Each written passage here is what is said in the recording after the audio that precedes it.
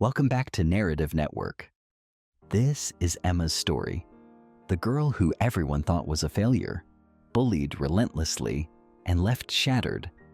Today, I'm taking you through the incredible transformation of a girl who turned her pain into power, silenced her bullies, and rose beyond expectations.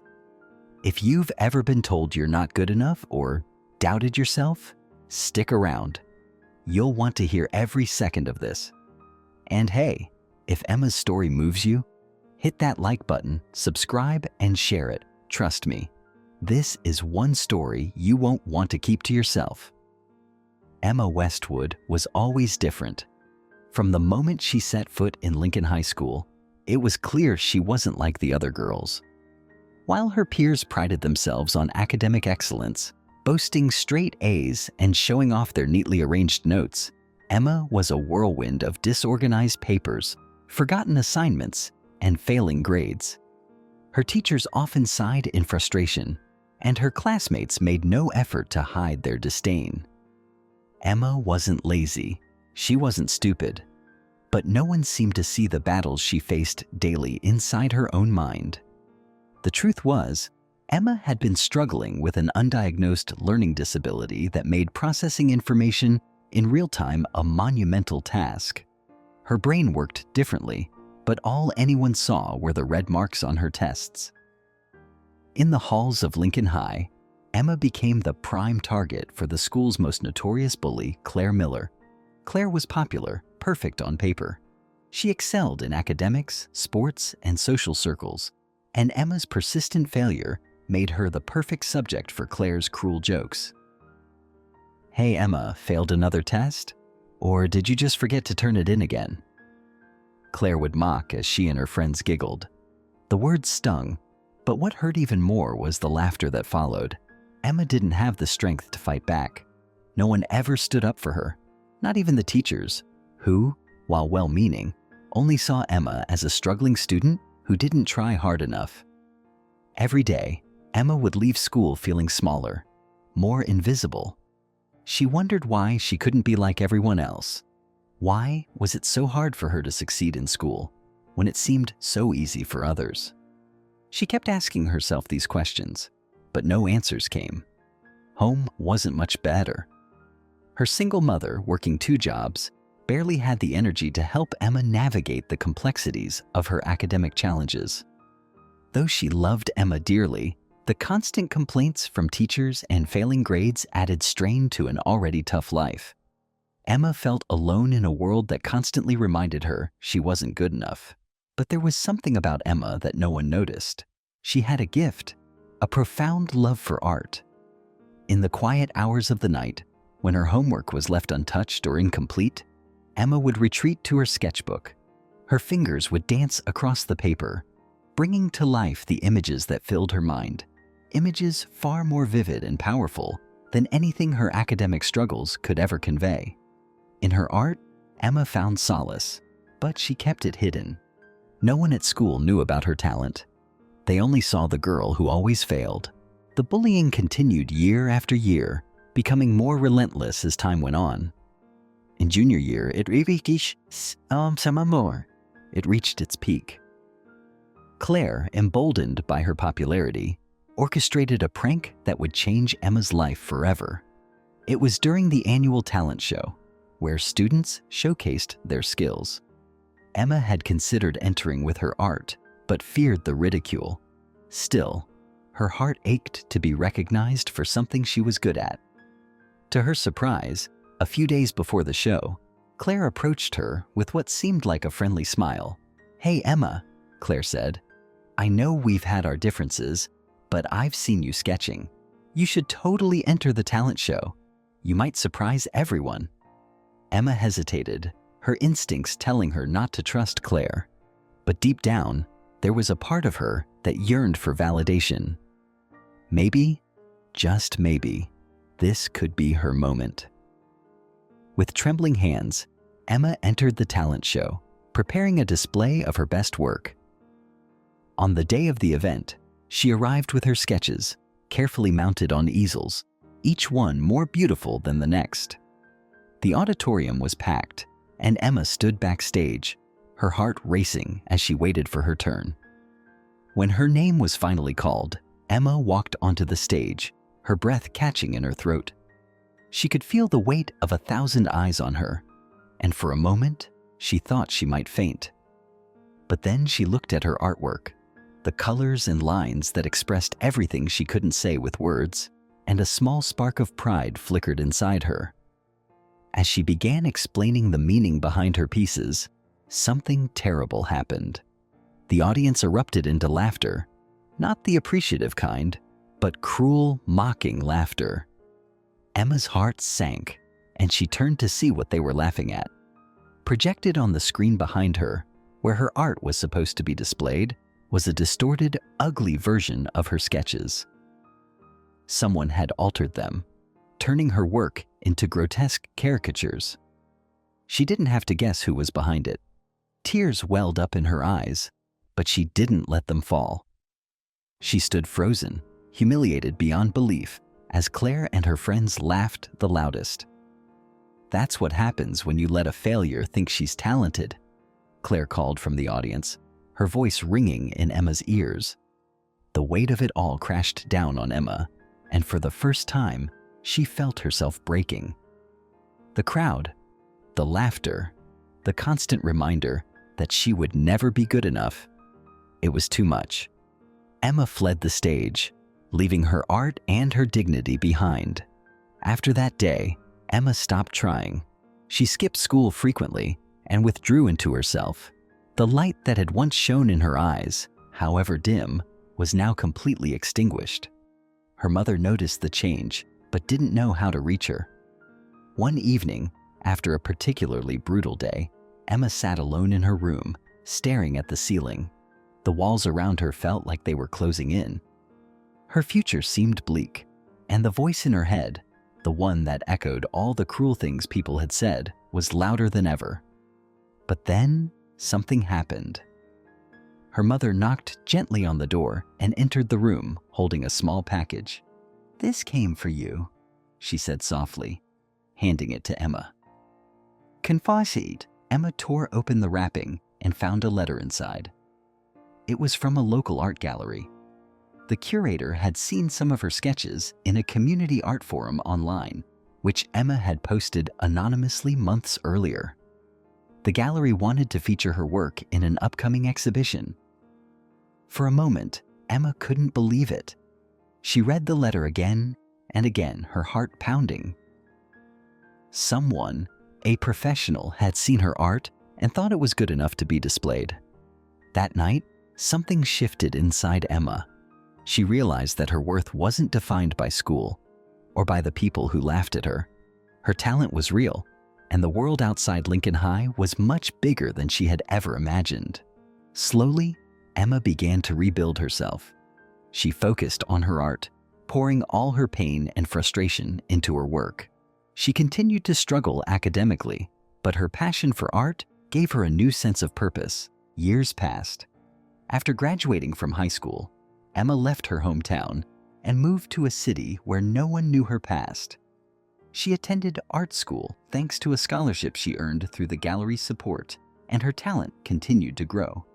Her work was raw, emotional, and deeply personal, often reflecting the struggles she had faced in her younger years. By the time she was 25, Emma had become a well-known artist. Her paintings were displayed in galleries across the country, and she had even begun to sell pieces to private collectors. But despite her success, Emma never forgot where she came from. One day, Emma received an invitation that stirred up a flood of memories. Lincoln High's 10-year reunion. At first, she hesitated. The thought of returning to the place that had caused her so much pain was daunting. But after some reflection, Emma realized she had nothing to fear anymore. She wasn't the same girl who had been bullied and ridiculed. She had grown, not just as an artist, but as a person. On the night of the reunion, Emma walked into the gymnasium where it was being held. She felt eyes on her as soon as she entered, whispers spreading as people recognized her. She looked different now, confident, poised, and radiant. Her success had given her a quiet strength that set her apart from the person they had once known. Among the crowd, Emma spotted Claire Miller standing with a group of her old friends. Claire had changed too. Life hadn't been as kind to her as it had been to Emma. The perfect popular girl from high school was now a shadow of her former self. She worked at a local office, stuck in the same town she had once ruled. Her face fell when she saw Emma. As the night went on, Emma found herself in a conversation with a group of former classmates who had once ignored her. They were now eager to talk, praising her success and asking about her art. "Your work is amazing," one of them said. "I can't believe we went to school with someone so talented." Emma smiled politely, but inside, she knew how ironic it was. These were the same people who had laughed at her when she needed support the most. Now they admired her because the world had validated her worth. Eventually, Claire approached her, awkward and hesitant. "Emma?" Claire began. I saw your work. It's impressive." There was a long pause. The weight of their history hung between them, and for a moment, Claire seemed to be struggling to find the right words. "I was horrible to you back then," Claire finally admitted, her voice quieter. "I didn't understand what you were going through, and I'm sorry." Emma stared at Claire, the woman who had caused her so much pain. The apology was unexpected, and Emma felt a rush of conflicting emotions. She could sense the regret in Claire's words, but she also knew that an apology couldn't erase the past. Still, Emma had learned something important over the years. Forgiveness wasn't about absolving the other person. It was about letting go of the pain that had weighed her down for so long. "I appreciate your apology," Emma said softly, "but I've moved on. The past doesn't define me anymore." With that, Emma turned and walked away, leaving Claire standing alone, stunned by the woman Emma had become. The reunion ended, and Emma left with a sense of closure she hadn't expected to find. She realized that life had a way of balancing itself out. Those who had once ridiculed her were now trapped by their own small-mindedness, while she had risen above it. Emma's journey had been painful, but it had also been transformative. The struggles she faced, the bullying, and the constant failures had shaped her into a resilient, empathetic, and successful woman. She had learned that true strength comes from embracing who you are, even when the world tries to tear you down. Her art had become a beacon of hope for others who felt like they didn't belong. And through her work, Emma continued to tell her story, not of a girl who had been bullied, but of a woman who had triumphed against all odds. And as the years went by, those who had once mocked her were left in awe, shocked by the woman they had underestimated. Emma Westwood, the girl who always failed, had become a success story they would never forget. Even after the reunion, Emma's mind kept circling back to her old life at Lincoln High. She thought about the years of cruelty, about the nights she had cried herself to sleep, and how powerless she had once felt. But now, reflecting on her success, she realized that the real battle had been internal. Her bullies had never broken her, even if it felt like they had at the time. On her drive back to the city, a part of her was still unsettled, not because of Claire's apology or the reunion itself, but because of the silence that had followed for years. After she graduated, she hadn't kept in touch with anyone from high school. She had made a point of cutting ties, isolating herself from her past. But now, a part of her wondered if she had missed something. Perhaps someone else had been suffering in silence, just like she had. Maybe she hadn't been the only victim. A week after the reunion, Emma decided to reach out to the school's guidance counselor, Miss Jenkins. Miss Jenkins had been one of the few people at Lincoln High who had ever shown Emma any kindness. She had never intervened in the bullying directly, but she had offered Emma a quiet space in her office whenever things got too overwhelming. She dialed the school's number, and after a few rings, the familiar voice of Miss Jenkins answered. "Ms. Jenkins, it's Emma Westwood," she began, her voice shaking slightly as memories rushed back. "I don't know if you remember me." "Oh, Emma, of course I remember you," Ms. Jenkins replied warmly. "How could I forget? I've seen your art in some galleries. You've come so far." Emma smiled, feeling a wave of nostalgia and appreciation for the woman on the other end of the line. "I've been thinking a lot about high school recently," Emma admitted. "And I guess I wanted to ask if you ever saw other students going through what I did. I mean, the bullying. Was it just me?" Ms. Jenkins sighed, a sound filled with regret. "You weren't the only one, Emma. Claire and her group of friends, they had a habit of picking on people they saw as weak. But the thing is, most kids don't speak up. They suffer in silence, just like you did." Hearing this brought a wave of emotion crashing over Emma. She had been so consumed by her own pain that she had never stopped to consider that others might have been hurting too. Had she missed signs? Had she been too focused on her own struggles to notice someone else drowning in theirs? "Is there anything I can do now?" Emma asked, feeling a sudden sense of responsibility. She had overcome her demons, but she didn't want anyone else to suffer like she had. "Anything I can do to help?" Ms. Jenkins hesitated before answering. "I think your story could help a lot of people, Emma. Maybe you could come back to the school, talk to the students. Show them that no matter how hard things get, there's always a way through." The idea scared Emma. Public speaking wasn't something she had ever been comfortable with, but the thought of helping others, of giving them hope, was too powerful. She had built her life around expressing herself through art, but perhaps now it was time to use her voice as well. The following week, Emma found herself walking back through the halls of Lincoln High for the first time since graduation.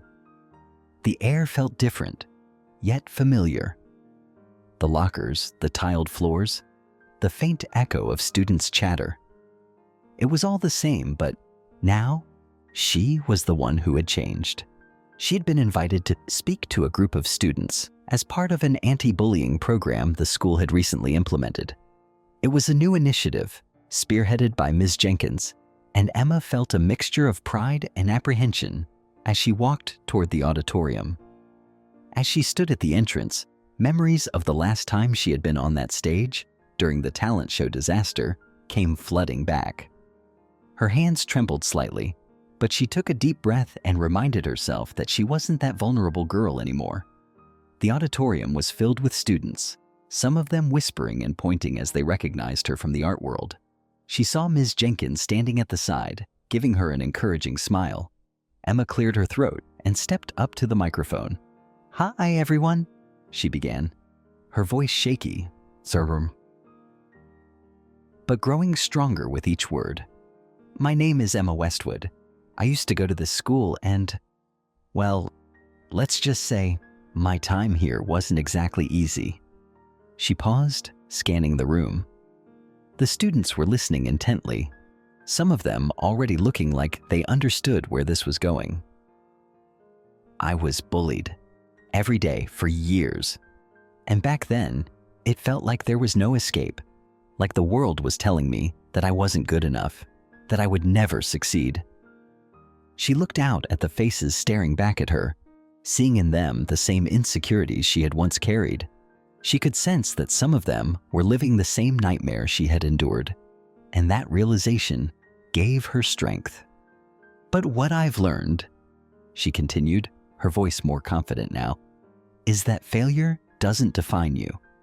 Neither do the people who try to tear you down. What matters is how you rise after you fall. And trust me, you can rise." Emma told them about her struggles, about how she had nearly given up, but how she had found her strength in art. She talked about the moment she had received that letter from the gallery, the moment that had changed her life. But most importantly, she told them that no matter how dark things seemed, there was always hope. When she finished, there was a long moment of silence. Then, slowly, one by one, the students began to clap. It started as a polite applause, but quickly grew into something louder, something genuine. Emma felt a wave of emotion wash over her. She had reached them. She had made a difference. Afterward, a few students approached her to thank her for sharing her story. One girl in particular stood out. She had long dark hair and eyes that were filled with a sadness Emma recognized all too well. "I'm going through something similar," the girl admitted quietly. "I just wanted to say thank you for giving me hope." Emma smiled, her heart swelling with empathy. She knew that feeling, the desperate search for hope when it seemed like there was none. And if her story could provide even a glimmer of light for this girl, then everything she had gone through was worth it. Word of Emma's speech spread quickly, not just through the school but throughout the town. Parents, teachers, and even former classmates who had once ignored her began to pay attention. People who had never understood her struggles were now talking about them, acknowledging the hidden wounds that so many students carried in silence. Lincoln High asked her to return several more times to speak to different groups of students, and each time, Emma felt more confident. She started to share not just her personal story, but also practical advice on how to cope with bullying, how to find your passion, and how to ask for help when you need it. In the months that followed, Emma received emails and letters from students and parents thanking her for her courage.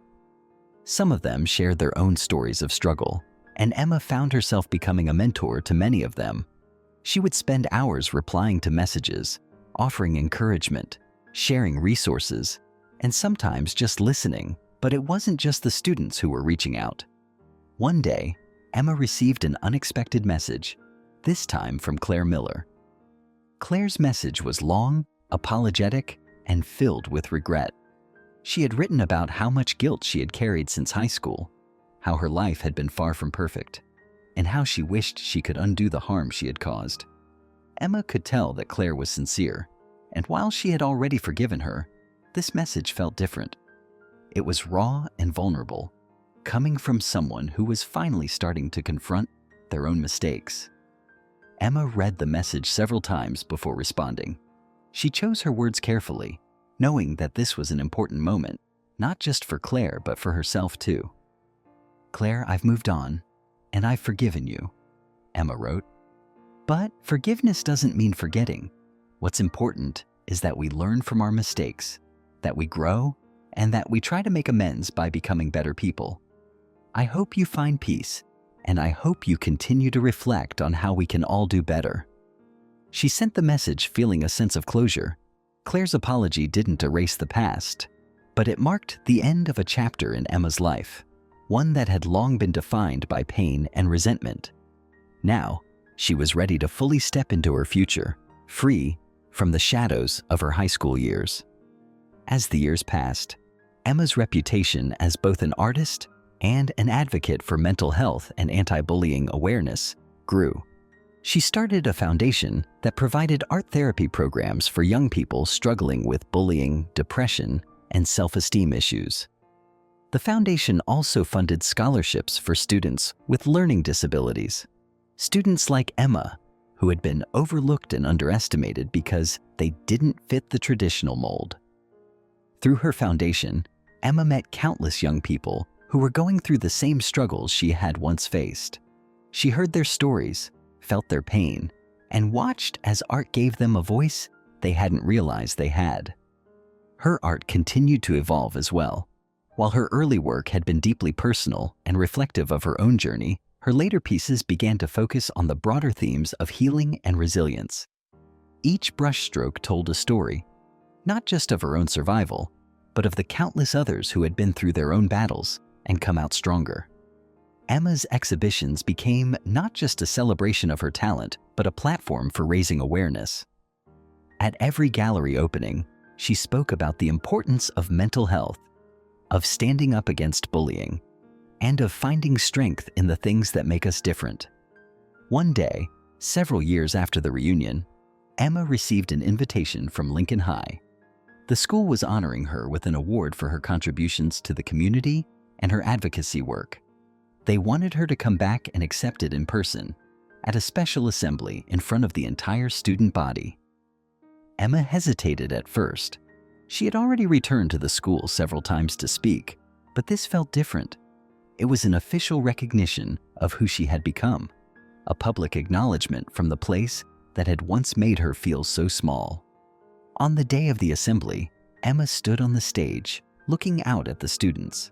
Many of them reminded her of herself, and she could see the same mix of fear, hope, and uncertainty in their eyes that she had once felt. When she was handed the award, Emma took a deep breath and smiled. This moment wasn't just about her success. It was about everyone who had ever been told they weren't good enough. It was for the students in the audience who felt invisible, who struggled every day to fit in, and for those who were still finding their voices. As Emma left the stage, the applause rang in her ears. She had come full circle, and for the first time, she felt completely at peace with her past. What had once been the source of her greatest pain had now become the foundation of her strength. She was no longer the girl who always failed. She was Emma Westwood, an artist, an advocate, and a testament to the power of resilience. And no one would ever underestimate her again. Emma's legacy continued to grow. Her foundation expanded, helping thousands of young people across the country. Her art remained a beacon of hope for those who felt lost or broken, and her story became an inspiration to anyone who had ever been told they weren't enough. Years later, long after her time at Lincoln High was a distant memory, Emma would often reflect on how far she had come. She knew that her success wasn't just about talent. It was about perseverance, about refusing to let the world define her worth. And every time she stood in front of a blank canvas, ready to create something new, she remembered the girl she had once been, the girl who had been bullied, who had failed, but who had never, ever given up. In the end, that was Emma's greatest triumph. She had turned her pain into purpose, her failure into fuel, and her art into a voice for those who couldn't speak. And in doing so, she had become more than just a success story. She had become a symbol of hope, a reminder that no matter how hard life gets, there is always a way to rise.